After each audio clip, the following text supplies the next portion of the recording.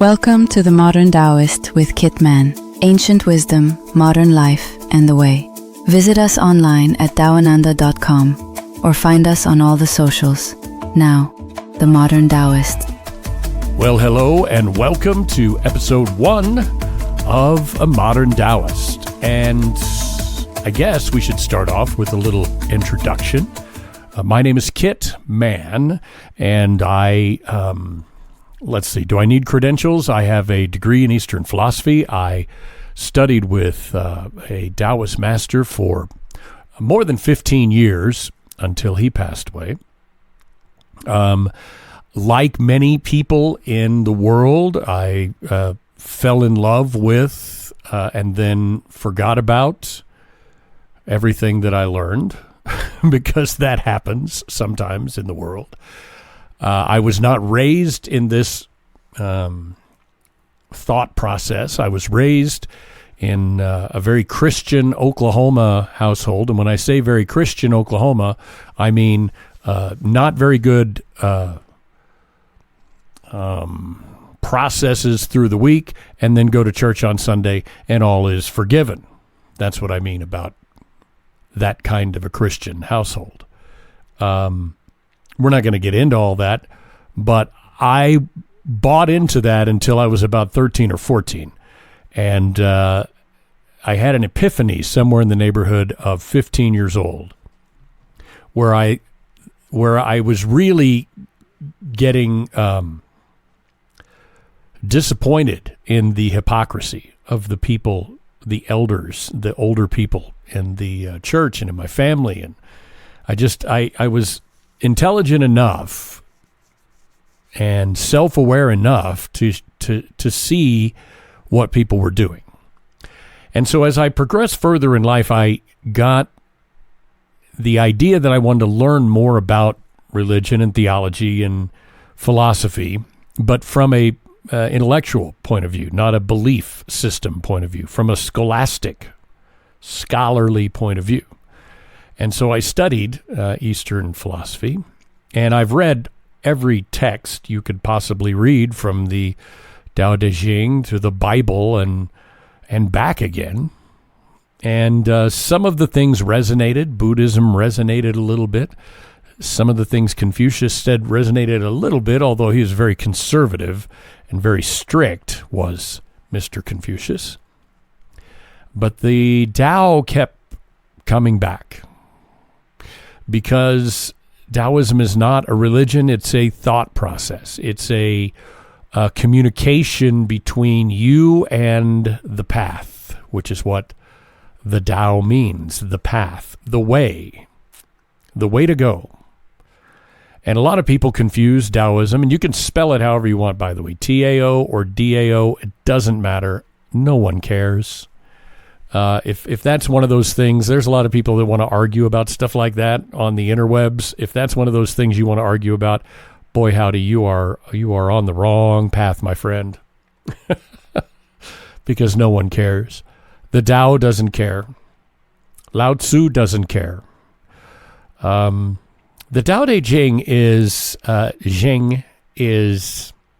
interesting book, because it's not a rule book, it's not a Bible, it's observations.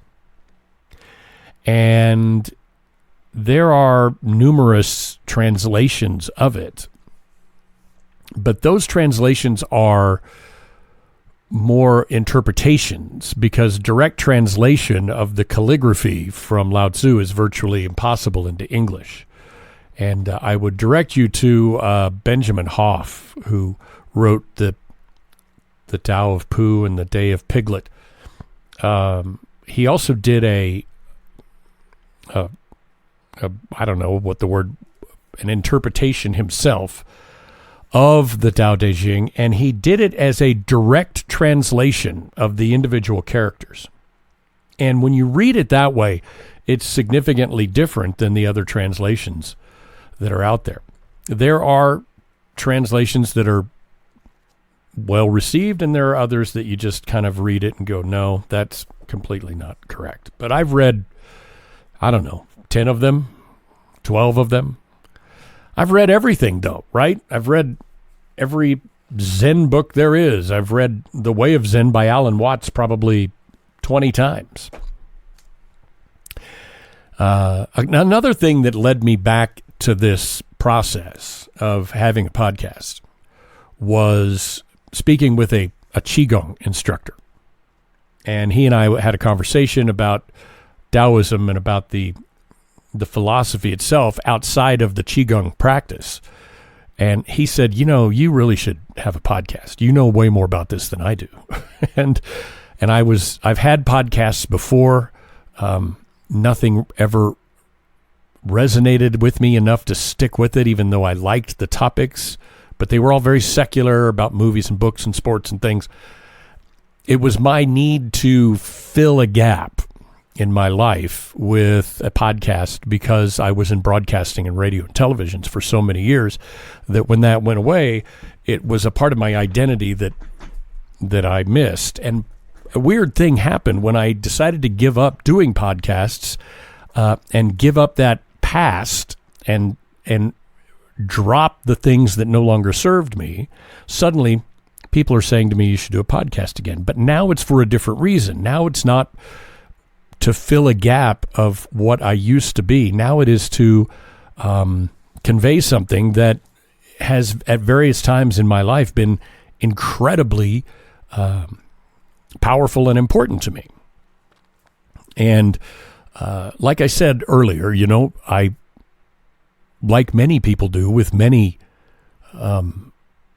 religions or philosophies or ways of thinking, they get distracted. They get pulled in other directions with the world around. And there were times in my life where I forgot about my master's teachings. I never forgot about him. He always makes sure that I don't. He shows up in dreams all the time.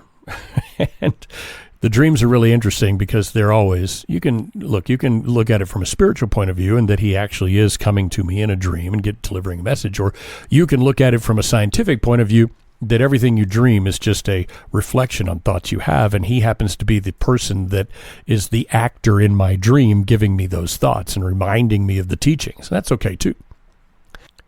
So after the Qigong instructor suggested to me that I should have a podcast, initially I was like, no, I don't want to do that anymore. And then I talked to my wife about it. She said, sit with it a few days, see how it feels.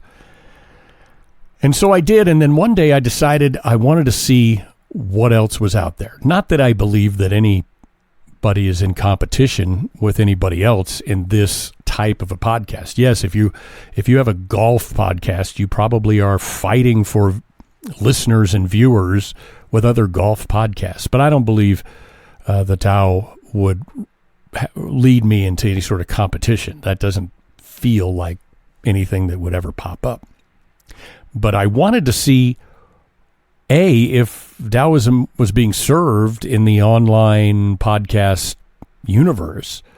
And if it was being served, how was it being served? Was it being served on a weird rock, or was it being served in a temple, or what was going on? And so I searched through Spotify and through Amazon and Audible and found a few podcasts. There aren't that many, truthfully, that are doing it in any way that's compelling as far as I'm concerned. But I did find a few, and they all had, the really cool graphics with the mountaintop and the serene water and the yin yang. And I listened to a couple of them. And one of them I felt was pretty, it was pretty good, but it didn't really hold my interest.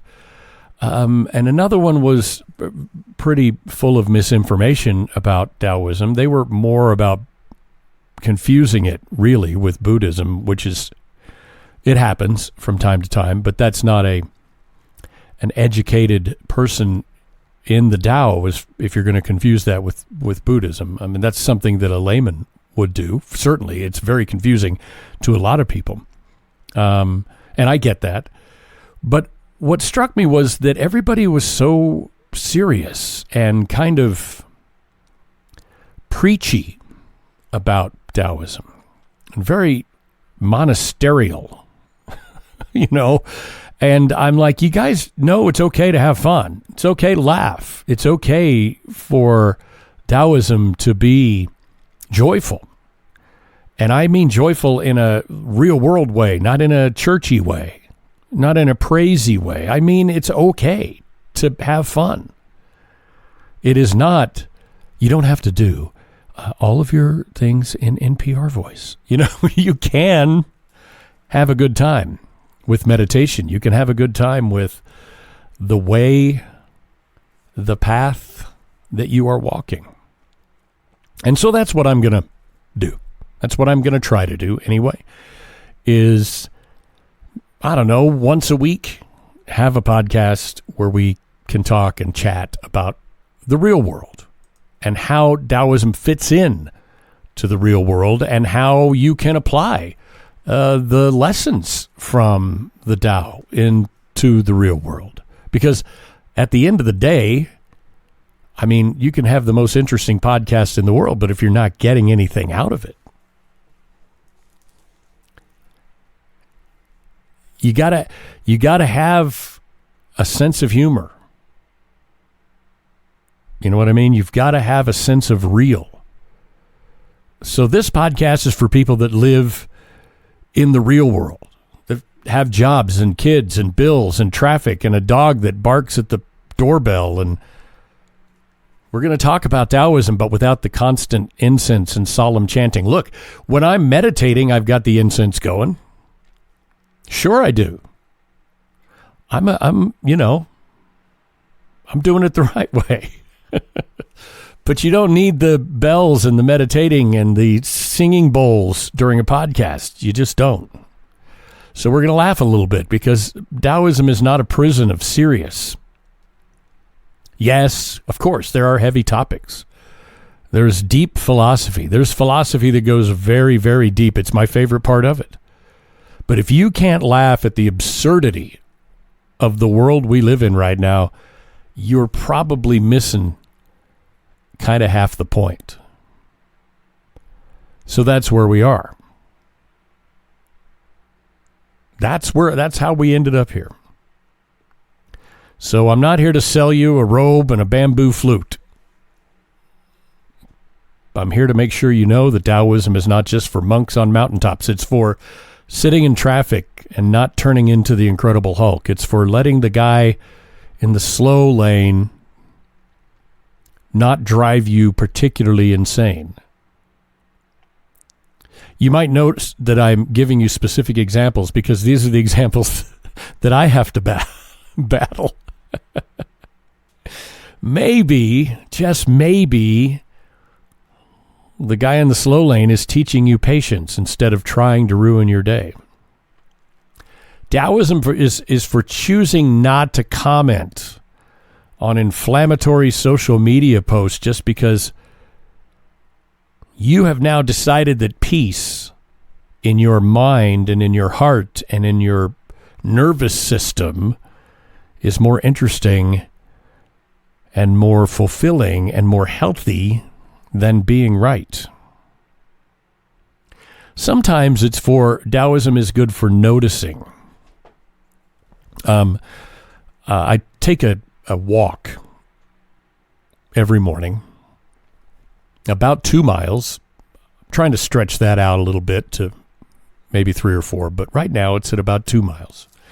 And I live in an area in Oregon that has a lot of jack pine forest around where we live. And a lot of tall lodgepole pines and jack pines and a bunch of different evergreens. But what we don't have in our area is blue spruce. The nearest blue spruce forest is about 35, 40 miles away. Much higher. I live at a pretty high elevation, but the blue spruce is at a much higher elevation than where I am. And I'm out on a walk the other day before I decided to do this podcast, and I'm walking through one of these jack pine fields at sunrise, walking right into the eastern sun. And I see by itself the most beautiful little blue spruce tree out in the middle of this jack pine field where it should not be. Perfectly healthy, perfectly out of place. And that's when it hit me that maybe I do have lessons for you to learn a little bit. Maybe. Because here was that tree just doing what it's meant to do. Not trying to blend in. Not apologizing for being different. It's just doing what it's meant to do. Grow and thrive. And there's a Taoist lesson in there for you. Because that's what you're here to do. Grow and thrive. And there's lots of lessons like that out there. And that's what I'm kind of hoping to spring on you, is these lessons.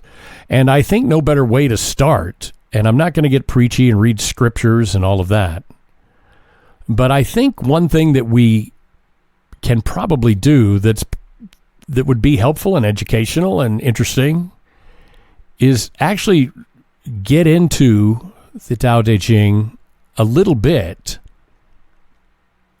and speak about how each chapter, if you want to call it that, stanza, verse, whatever, chapter is how it's usually referred in the Tao world, how that applies to real life. So why not just start at the beginning? And I'm going to use the Stephen Mitchell translation because it's the one that is the easiest, I think, to follow. But the very first thing you read in the proper Tao Te Ching is the following. The Tao that cannot be told is not the eternal Tao. The name that cannot be named is not the eternal name. The unnameable is the eternally real.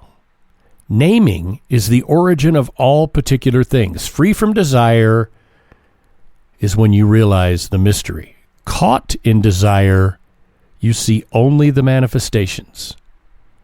Yet mystery and manifestations arise from the same source, and this source is called darkness. Darkness within darkness, the gateway to all understanding. That is the Stephen Mitchell translation of the first thing you read when you open the Tao Te Ching. Let me give you the plain English paraphrase of that. Okay? Anything you can explain completely is not the whole truth. And the minute you slap a label on something, it changes the way you see it. When you let go of needing to define and control, that, my friends, is where you sense the bigger picture. And when you're hung up on desire, when you're hung up on wanting, you only see the surface.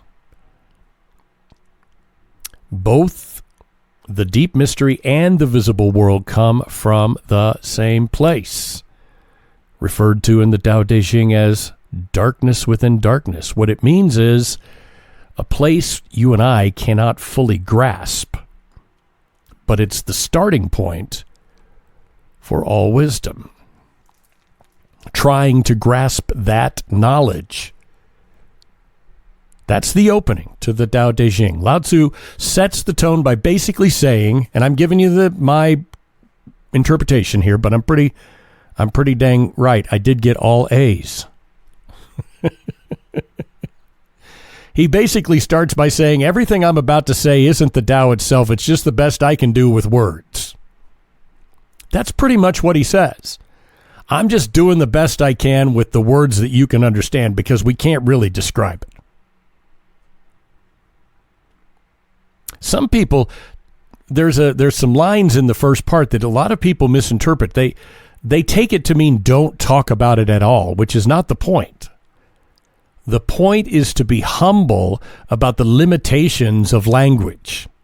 that the Tao is so huge and so vast and so all-encompassing that there's not really a way for us to explain it. It is our job to try to figure it out. And that gets back to the hike in the blue spruce tree in the middle of the jack pine field. I don't know how it got there. A bird, the wind, who knows? But the second that I labeled it a blue spruce, I shifted into thinking about how out of place it was. Once, if I would have just seen the tree and let the tree be the tree, everything be everything, and it would have been fine. But myself, with words, labeled it a blue spruce and made me shift my thinking and dwell on, why is it there? How rare, how beautiful. Nothing wrong with it. But before naming it, it was just a tree. That's what Lao Tzu's talking about. The way naming pulls us into categorizing and judging instead of simply being with something. You see what I'm saying? You picking up what I'm throwing down? You get it? I mean, you don't. You might get that part of it, of course. But none of us get it. We just do the best we can. So put that into some real world stuff for you, maybe, okay? Like online interactions. If you see something, maybe you are a liberal Democrat and you see something that a Republican conservative puts in social media, and you start labeling them as wrong or stupid, immediately you've stopped hearing anything. You go into reply mode. Many of us don't read to learn anyway in social media. That's what it could have been. Oh, the gloriousness that the internet could have been. Right. But now so many people read in order to label and label in order to reply. Same thing happens at work. What if you're in a work project? You've got a partner at work and you guys have a project you have to get finished. And your partner says, man, what a nightmare this is. As soon as you say that, you've labeled it. And it is a self-fulfilling manifestation. That label starts to become the truth. And let's put it even more personal. You look in the mirror this morning. I have bad skin. Look how fat I am. Maybe it's something you think when you sit down to do your taxes. God, I'm bad at math. Or you're in traffic. Man, I hate people. These are all labels that we've given ourselves, and therefore we are that. And it becomes a cage that we have to escape. And how do we do that? Dun, dun, dun, dun, dun, dun, dun.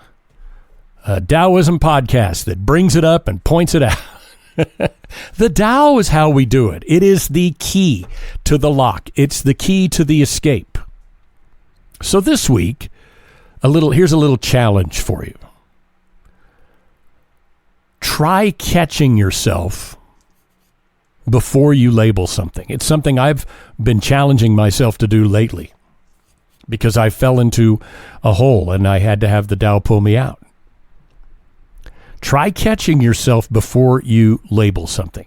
Let something be as simple as looking at it without calling it something. In fact, do it right now. Go out and look at the sky and refuse to call it gray or cloudy or beautiful. Just look at the sky, don't name it, and just let it be. And what you'll notice throughout the course of your week is you'll notice how often your mind wants to classify freaking everything.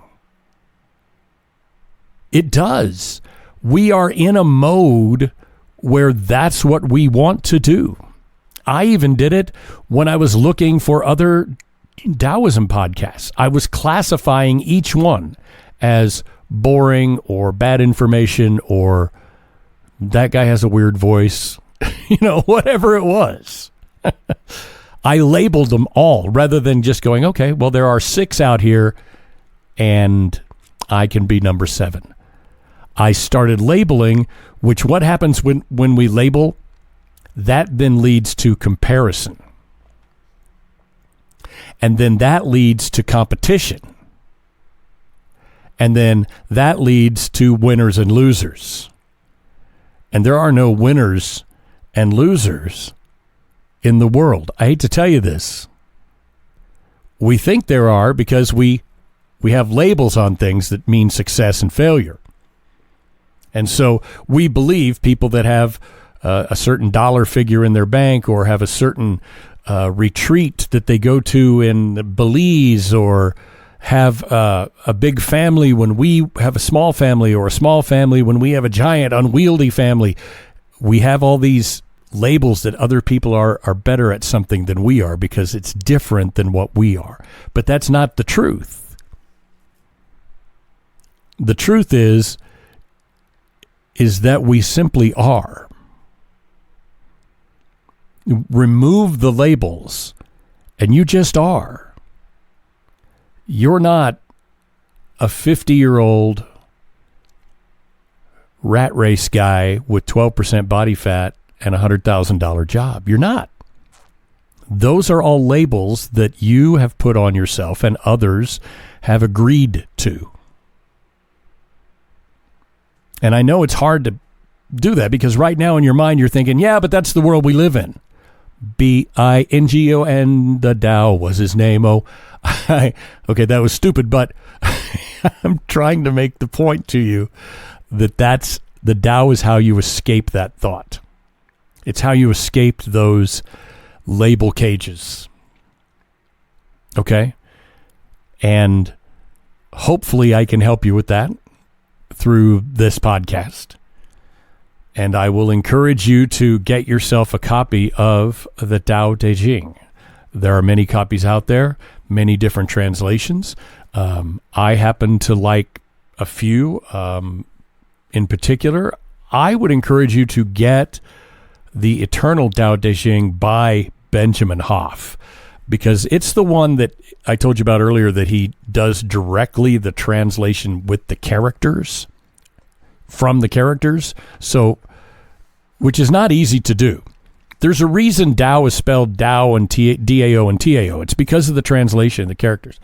There's a reason Qigong is spelled the way it is. There's a reason Tai Chi and Tai Chi Chuan are always thought of as the same thing. It's always translation stuff.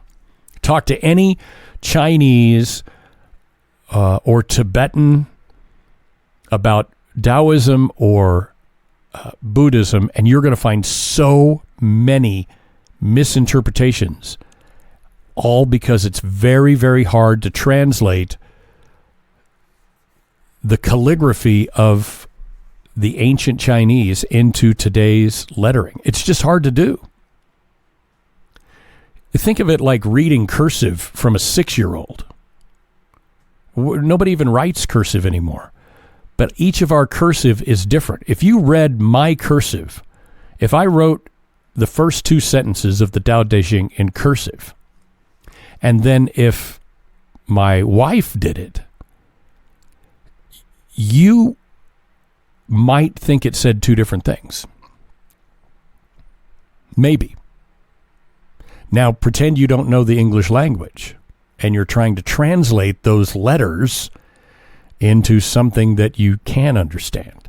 That's the battle that everyone has to fight, because the original scripts, texts, they were all written by hand in calligraphy.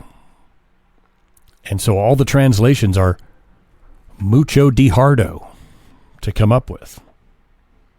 So find one that makes sense to you and then read it and compare and see if we're vibing the same way here on the Modern Taoist.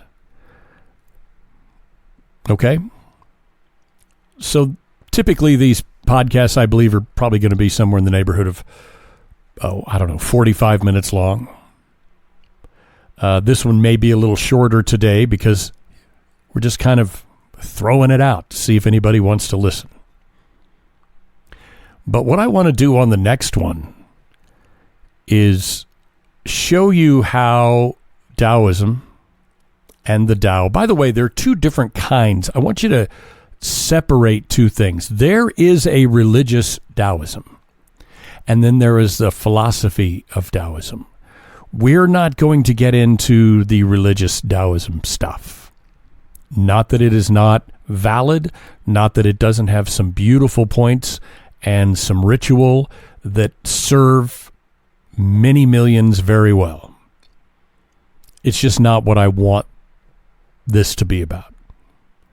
But if you feel like you want to research that a little bit, instead of researching Taoism, research religious Taoism, and it's a different thing. You'll see what I'm talking about. And if you are, maybe you're thinking about exploring Buddhism or Zen Buddhism, and you're stumbling across this word Tao, this Tao keeps popping up everywhere. Try to remember that Taoism is the Tao is present in almost every religion.